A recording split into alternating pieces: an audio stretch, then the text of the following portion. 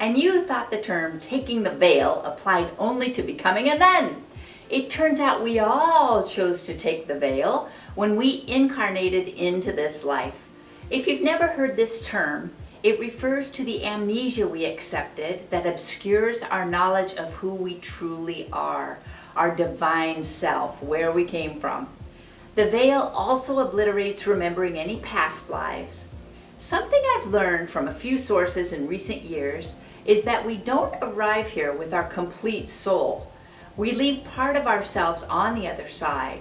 I think of that as my higher self, a part of me that is free of the ignorance and fear and limitation I'm afflicted with as a body.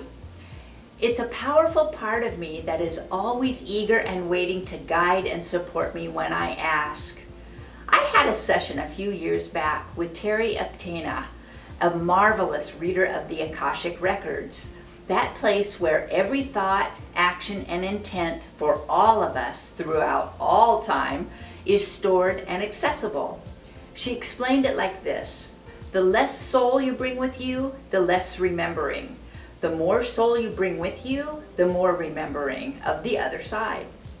We're all here for different purposes, so some of us will have a thinner veil and some are totally veiled. Switching gears, I'm starting the process of writing my story in the memoir genre of my spiritual journey.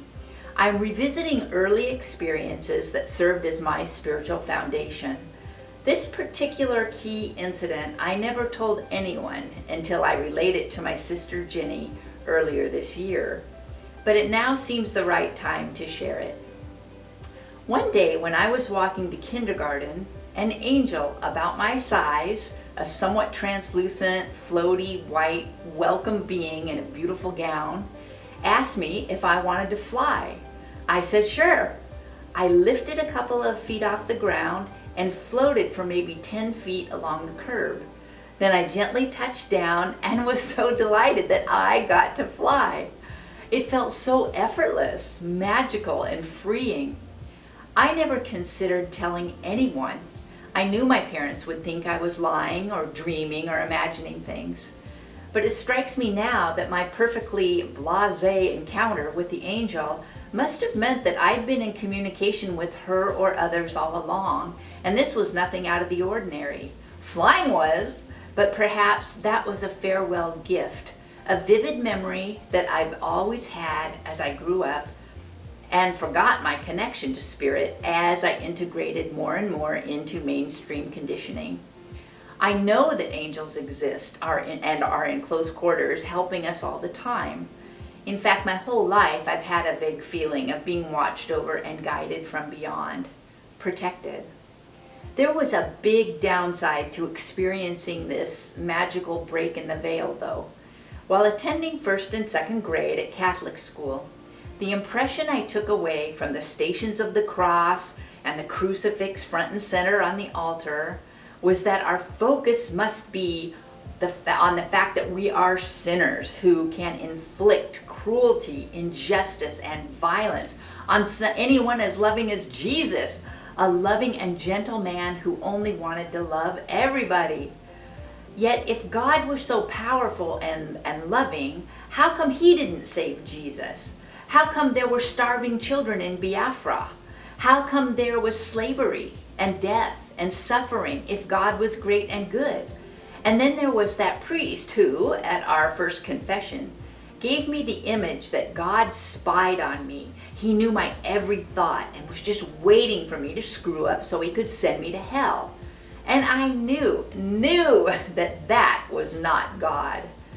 I would never have dreamed of questioning adults, especially those imperious priests and nuns and grown-ups who knew a whole lot more than I did.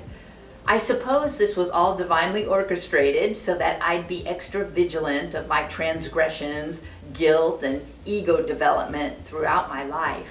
But it was lonely. I felt isolated.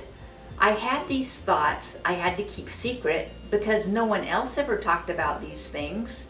I felt like I was the only one, literally, who had ever had these observations, questions, and doubts. the only one who saw this complete disconnect between religion and the love of God and the angels.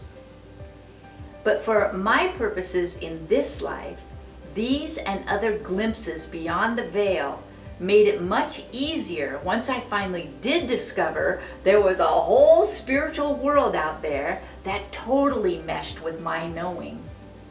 I much more readily accepted and resonated with a growing number of totally foreign and previously bizarre spiritual ideas. More next week on why we would accept this veil to immerse ourselves in the suffering of this world. After all, we are here to shine that divine.